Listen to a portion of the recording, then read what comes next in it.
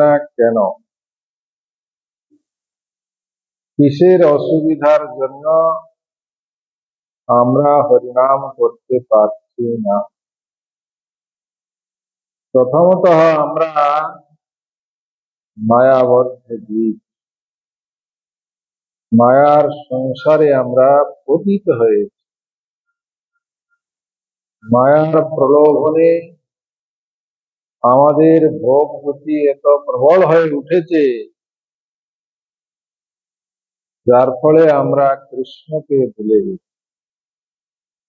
কৃষ্ণ ভুলি সেই জীব অনাদি বহির্মুখ, অতএব মায়া তারে যায় সংসারাদি দুঃখ। কৃষ্ণকে ভুলে গেছে বলি আমরা আজকে মায়ার সংসারে হাবুডুবু খাচ্ছি। এই মায়া সংসার থেকে উত্তীর্ণ হতে হলে আমাদেরকে হরিভজন করতে হবে, কিন্তু হরিভজন হচ্ছে না। কেন না? আমরা শরণাগত হতে পারিনি, ভগবানের শরণাগত হতে পারিনি। শরণাগতি লক্ষণ হচ্ছে 6 প্রকার। ষড়ঙ্গ শরণাগতি হইবে যাহার, তাহার প্রার্থনা শুনি শ্রী নন্দ কুমার।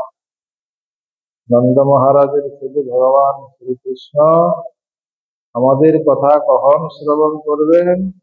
যখন আমরা তার শরণাগত। ভক্তি অনুকূল মাত্র কার্যের শিকার। ভক্তি লাভ করার জন্য যা যা অনুকূল তা গ্রহণ করতে। কি অনুকূল? গুরুর পাদ পদ্মে নিজেকে সমর্পণ করা, গুরু বাক্য মেনে চলা। যতক্ষণ আমরা নিজেকে গুরুর চরণে সমর্পণ না করতে পেরেছি, গুরু আনুগত্য স্বীকার না করতে পেরেছি, ততক্ষণ ভজনে অনুকূল হবে না। তাই বলছেন, যস্য দেবে পরা ভক্তি যথা দেবী তথা গুরু। ভগবানকে যেরকম ভক্তি করতে হবে, গুরুদেবকে সেই রকম ভাবে ভক্তি করতে হবে, অন্যথা না। তাহলে অনুকূল গ্রহণ, প্রতিকূল বর্জন। প্রতিকূল যে ব্যবস্থা আছে সম্পূর্ণরূপে বর্জন করতে হবে। ভাগবত কি বললো? ধর্ম প্রজ্জিত কৈতব অত্র পরম নির্মৎসরণাং শতাং। প্রজ্জিত কৈতব বর্জন করার কথা বলছেন, কৈতব ধর্মকে সম্পূর্ণরূপে বর্জন করার কথা বলছেন। ভক্তি প্রতিকূল ভাব বর্জনাঙ্গিকার। তো বর্জনটা কি? তাই বলছেন ভাগবতে কৈতব ধর্মের কথা বর্ণন হয়নি, ভাগবতে অকৈতব কথা বর্ণন হয়েছে। কৈতব মানে ধর্ম, অর্থ, কাম, মোক্ষ।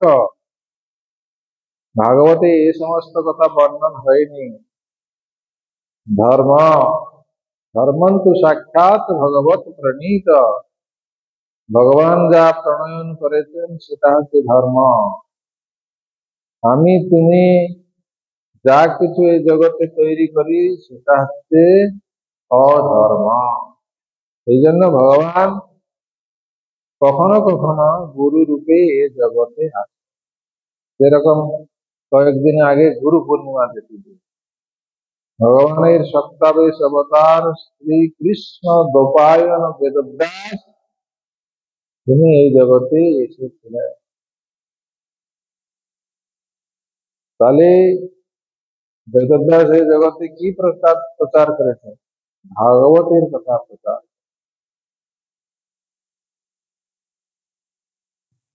অধর্মের কথা প্রচার করেন। সেই বৈষ্ণব ধর্ম সবারই প্রণতি। জলের ধর্ম তরলতা, বৈষ্ণবের ধর্ম হচ্ছে সকলকে জীবে সম্মান জানে, জীবে কৃষ্ণে অধিষ্ঠান, সকলকে সম্মান জানানো। তাই বলছেন জলের ধর্ম যেরকম তরলতা, জীবের ধর্ম হচ্ছে ভগবানের সেবা। একটা কুকুরের ধর্ম কি না, সে হচ্ছে প্রভু ভক্ত। সে কিন্তু তার ধর্ম থেকে বিচ্যুত হয় না, সে পশুকুলে জন্মগ্রহণ করেছে। কিন্তু আমরা মানুষ হয়ে আমাদের ধর্ম থেকে বিচ্যুত লাভ করেছি, কৃষ্ণকে ভুলে গেছি, তার মানে আমাদের বিচ্যুত হয়েছে। যে জায়গায় থাকার কথা সেই জায়গা থেকে আমরা সরে এসেছি। আমাদের ধর্মের মধ্যে কপটতা আছে, কুকুরের ধর্মের মধ্যে কপটতা নাই। যতক্ষণ না বলছেন সে কিন্তু খাবে না, ওই রকম পড়ে থাকবে। যতক্ষণ আপনি পিছনে যাবেন, যেদিকে যাবেন ততক্ষণ ঘুরতে থাকবে, যখন দেবেন তখন খাবে। তাহলে তার ধর্ম সে পালন করছে, আমাদের ধর্ম আমরা পালন করছি, তার মানে আমরা অধর্ম করছি। ধর্ম অর্থ, যেটা পরমার্থ নয় সেটা হচ্ছে অর্থ। ভগবানকে ডাকার জন্য যা যা পন্থা অবলম্বন করতে হবে তাই করতে হবে, তার অন্যথা করলে সেটা হয়ে যাবে অর্থ। কাম, কৃষ্ণ তীর্থত্বে যা নয় সেটাই কাম। কাম কৃষ্ণ কর্মার্পণে মোক্ষ, মুক্তি কামনা। ভক্ত কখন মুক্তি কামনা চায় না। কীট জন্ম হও যথা দয়া। তাহলে ভাই এই কথা সমস্ত ভাগবতে বর্ণিত আছে, এই ভাগবতে অকৈতব কথা বর্ণনা। সেই জন্য বলছেন ভক্তি অনুকূল মাত্র কার্যের স্বীকার, ভক্তি প্রতিকূল ভাব বর্জন অঙ্গীকার। যেটা বর্জন করার কথা সেটাকে যদি আমি অনুকূল বলে গ্রহণ করি তাহলে কি হবে, তাহলে আমার পরিণাম দুঃখ হবে। আমি যেই মুখ দিয়ে ভগবানের নাম করি সেই মুখ দিয়ে যদি নিন্দা করি তাহলে কি হবে, সেটা ভগবত ভজন হতে পারে না। নিন্দা আর স্তুতি দুটো জিনিস, দুটো একসঙ্গে হয় না। তাই আমি হরিভজন করব অথচ আমি কাম ক্রোধের দাস হব, তা তো বললে হবে না। আমি সাধক হব অথচ আমি কিছু সহ্য করতে শিখবো না, তা তো হয় না। আমি টিচারি করবো, আমি ছাত্রদের মতো ঘুরে বেড়াবো, তা তো হয় না। সেই জন্য সাধক হতে হলে কাম ও ক্রোধকে সম্পূর্ণরূপে বর্জন করতে হবে, এই শিক্ষা ভাগবতে বর্ণনা। তাহলে অনুকূলটা কি প্রতিকূলটা কি আমাদেরকে ভালো করে জানা দরকার। হরিভজন হওয়ার আগে অনুকূল গ্রহণ, প্রতিকূল বর্জন, এটা শিখতে হবে। রক্ষিষ্যতি ইতি বিশ্বাস, আমাদের প্রতি পদক্ষেপে বিশ্বাস নেই, আমাদের মধ্যে অবিশ্বাস ঢুকে গেছে। আমরা মনে করছি ভগবানকে বাদ দিয়ে আমরা সকলের কাছে বিশ্বাসযোগ্যতা হয়ে যাবে, সকলের কাছে গ্রহণযোগ্যতা লাভ করে ফেলবে। ভগবান যে একমাত্র রক্ষাকর্তা এইটা আমাদের বিশ্বাস নেই, তার জন্য আমরা অন্যান্য দেবদেবীর আরাধনা করছি, অন্য মানুষকে সুখী করানোর চেষ্টা করছি। আমরা মনে করছি সে আমাদের রক্ষাকর্তা, আমাদের এমএলএ এমপি চেয়ারম্যান প্রধান আমাদের রক্ষা করে দেবে, আমরা এই ভাবছি। কিন্তু তা নয়।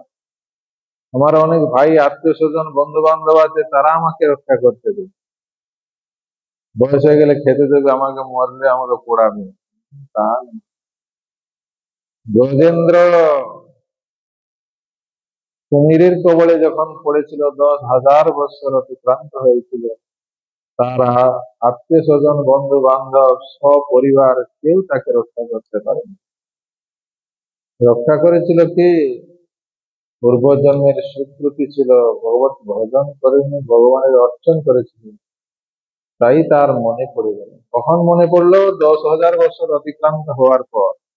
কেন মনে পড়েনি? ততক্ষণ মনে করেছিল যে আমার যা শক্তি আছে, আত্মীয় স্বজন আছে, এরাই আমাকে রক্ষা করে ফেলবে, কিন্তু রক্ষা করতে পারেনি। তাই বলছেন রক্ষিষ্যতি ইতি বিশ্বাস। ভগবান যে রক্ষাকর্তা, এই বিশ্বাস আমাদের মধ্যে রাখতে হবে। কৃষ্ণ বই রক্ষাকর্তা, আর কেহ না। কৃষ্ণ একমাত্র আমাদের রক্ষাকর্তা। কেন? কৃষ্ণ হচ্ছেন স্বয়ং ভগবান, ঈশ্বরের ঈশ্বর, পরমেশ্বর ভগবান শ্রীকৃষ্ণ। সমস্ত দেবদেবীর ঊর্ধ্বে তিনি, সমস্ত অবতারের ঊর্ধ্বে তিনি। তিনি হচ্ছেন অবতারী, তার কাছ থেকে সমস্ত অবতার আসছে। সেই জন্য কৃষ্ণের প্রতি আমাদের বিশ্বাস থাকতে হবে, তিনি আমাদের একমাত্র রক্ষা। কখনো কখনো আমরা মনে করছি অসুখে বিসুখে পড়ে গেলাম, আমাদের আলাদা কেউ আছে রক্ষা করতে পারবে, তার দিকে আমরা ধাবমান হই।